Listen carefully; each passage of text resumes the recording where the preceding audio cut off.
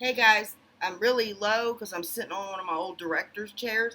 It reminds me there's this uh, club. It's a private membership club in the Hollywood Hills, and it's called the Magic Castle. And I remember one time we were doing this movie, and Linda Carter, remember her, the old Wonder Woman, all sitting at the bar, right? Well, it's like all kinds of weird stuff in there. It's awesome. But she's sitting at the end of the bar, and slowly the seat, you don't even notice it, keeps going down to the floor. And by that night's over, you're way down here, and everybody else is up here. And that's what makes me feel like I'm like way down here, just sinking down. But that's why everything looks kind of funny. And a kitty cat scratched my nose, my face. I'm just going to read Hebrews 1. I'm going to do a video on how all these verses on how Jesus purged all our sins. Our sin debt's gone. Now, you always say, oh, it's just your past sins. Wait a minute.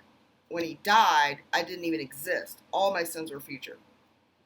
The past sins it's talking about are before the cross, not yours.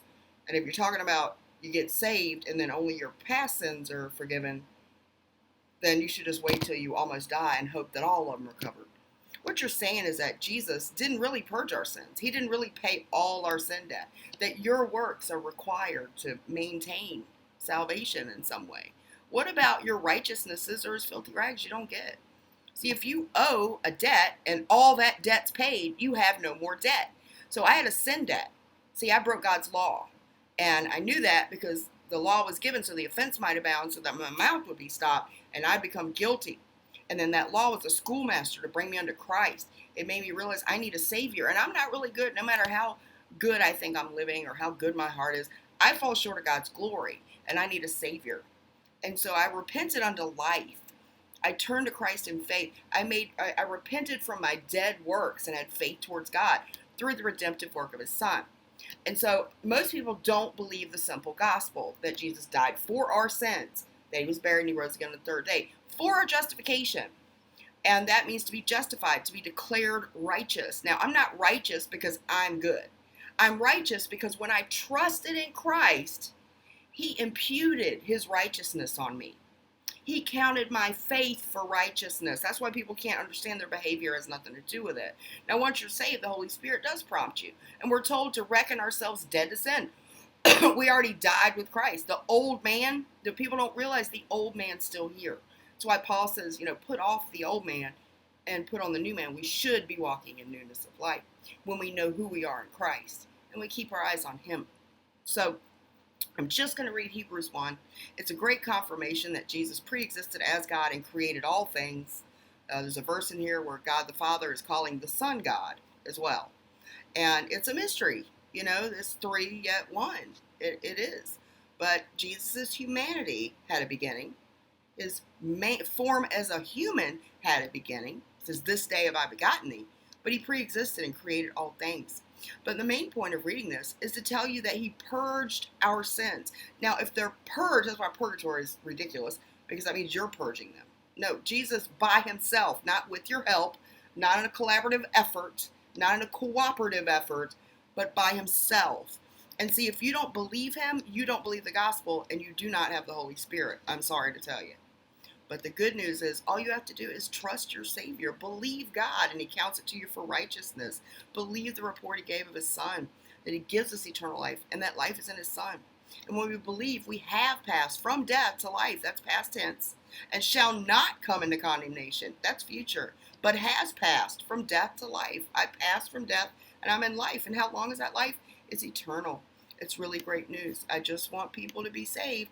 Now, if you want to be, I don't understand this, if you get saved and you have the Holy Spirit, instead of falling in love with God like most of us do and wanting to serve him out of love as our reasonable service, you decide, yay, I can go sin all I want. You will suffer chastisement. And sin just has its own consequences. It's really destructive, and sin brings death. So go ahead, but you might drop dead. All right, Hebrews 1. God, who at sundry times and in diverse manners spake in time past to the fathers by the prophets, hath in these last days spoken unto us by his Son, capital S, whom he has appointed heir of all things, by whom also he made the worlds. Now, who did God the Father create the worlds through? His Son. Hath in these last days spoken unto us by his Son, whom he hath appointed heir of all things, by whom also he made the worlds. We know that in the beginning was the Word was with God, the Word was God. That Word became flesh, that pre-existing Word, God is a spirit, became flesh and dwelt among us. Emmanuel, God with us. See, God was with us in the flesh. Makes me really sad that this heresy of him not pre-existing and just being a created being is really sad. Who being the brightness of his glory and the express image of his person. So Jesus is the fullness of the Godhead bodily. He is the express image in human form of God the Father. Okay? So, and the express image of his person, and upholding all things by the word of his power, when he had by himself purged our sins, and sat down at the right hand of majesty on high. He sat down because it was done. All right? Being made so much better than the angels, as he has inherited, obtained a more excellent name than they. For unto which of the angels has he said at any time, Thou art my son, this day have I begotten thee. And again, I will be to him a father, and he shall be to me a son. And again, when he bringeth in the first begotten into the world, he saith, Let all the angels of God worship him. And yes, this seems to have a beginning, right? But is it Jesus as spirit, as God, as the Word having a beginning? No. It's him being manifested in a human form, a man, which has a beginning. So Jesus as a man had a beginning. This day have I begotten thee. Okay? Here we go. Let's continue. This is very important. But unto the Son he saith, Thy throne, O God, is forever and ever. Again, they never answer these verses where God the Father is calling the Son God as well. And he's a son is an S-O-N, not S-U-N. And also all these verses about him creating the worlds. We know in John it says that he was the Word and he became flesh, dwelt among us, but he created all things. That the Word became flesh, but it says in the beginning was the Word was with God, the Word was God. That's crazy, right? It's a mystery. And it says, and by him was nothing made that he didn't make. He made everything. Jesus is the instrument whom the Father used to create the worlds. He pre-existed. He says to the Father, O Father, restore the glory I had with you before the world was. So he had glory with the Father before the world even existed. All right? You have to take the full counsel of God, not just a verse here, and use your own understanding. The Holy Spirit will reveal all truth to you. The unction of the Holy One. If you are saved and you have trusted Christ, hopefully you have the right Jesus, he will reveal truth. Please ask the Father to reveal this to you in Jesus' name. Is he divine? Did he pre-exist? I mean, he's going to tell you through his word right here.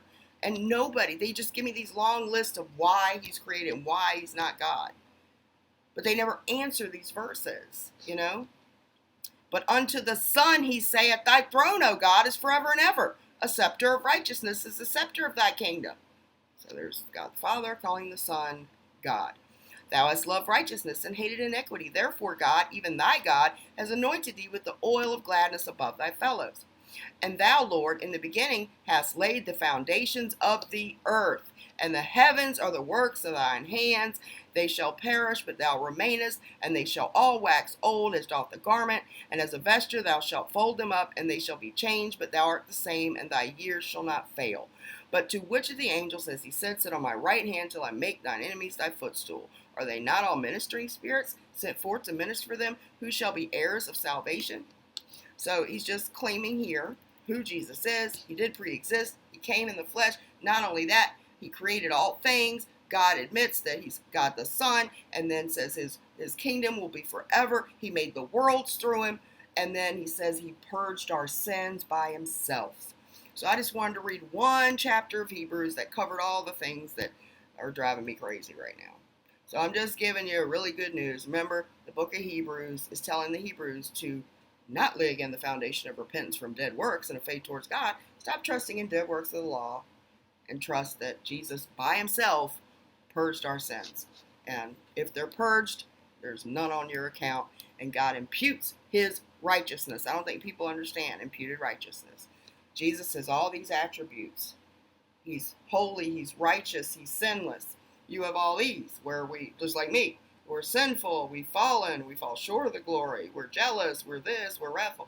Okay, so what happens here is Jesus became your sin. He became all those ugly things, and then he puts his goodness, all his attributes, on your account. So it's like an amazing trait.